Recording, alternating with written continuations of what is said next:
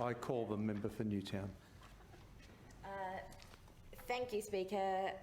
This year is Homelessness Week, and the theme for Homelessness Week this year is everybody needs a home. And at a time when the health advice has been very clearly focused on encouraging people to stay home and to stay safe, ensuring that everybody has a home is crucial.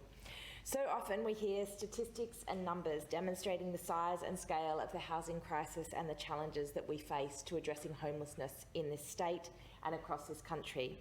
The best way to help end homelessness is to provide more social housing and wraparound supports for people who need a home. The coordinated response around the initial lockdown in New South Wales when it came to rough sleepers in our city demonstrates that when we work together, when we resource it appropriately, and when we empower services to work to do the work that they need and put people in safe places to sleep, that we can work together to reduce significantly homelessness. We also know that it is feasible for us to end long-term homelessness in this state if we resource it properly. But homelessness is about much more than people sleeping rough. There is a need for massive investment in public and social housing, so there are clear pathways from people who are sleeping rough, who are provided with temporary accommodation, or who are finding themselves having to flee domestic or family violence situations into temporary accommodation to then have a pathway into community, social and public housing. The loss of work, the loss of income and the impact on people's ability to pay the rent or meet their mortgage repayments as a result of the coming pandemic is going to mean that more and more people need a place to call home in this state, and they need assistance with being able to maintain the homes they are in. Homelessness New South Wales Chief Catherine McKernan says that homelessness services turn more people away from crisis accommodation than what they were able to help. She said medical issues and the lack of affordable housing have contributed to these problems.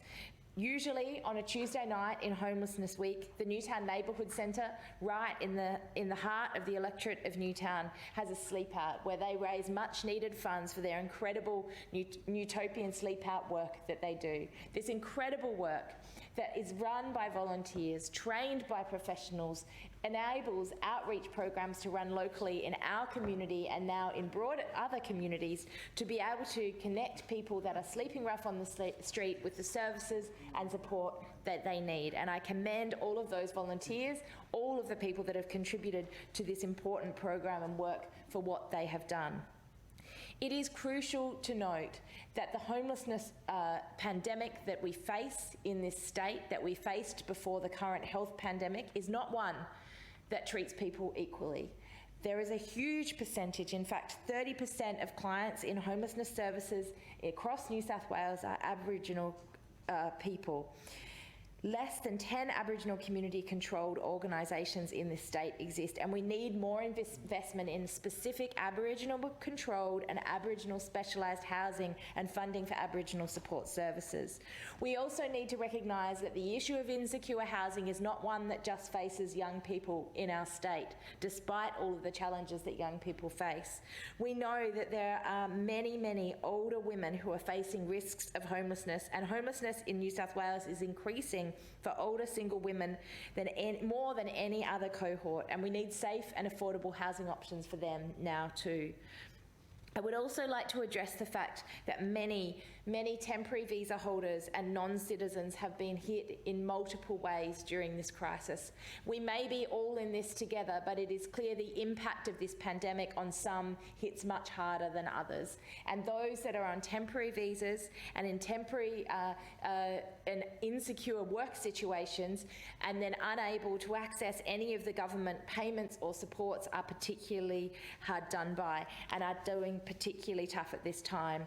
I note that a briefing paper recently provided by Domestic Violence New South Wales highlights the plight particularly of people on temporary visas experiencing domestic and family violence and their children. They state that perpetrators of violence against people on temporary visas use these barriers to maintain power and control and continue to use this violence against them.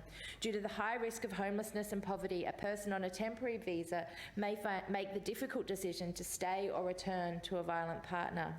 They make clear recommendations to the New South Wales Government, and I urge the New South Wales Government to ensure that access to temporary and crisis accommodation and social and public housing options is extended to all people that need it in our state during this crisis. I thank the member. I call the member for Camden.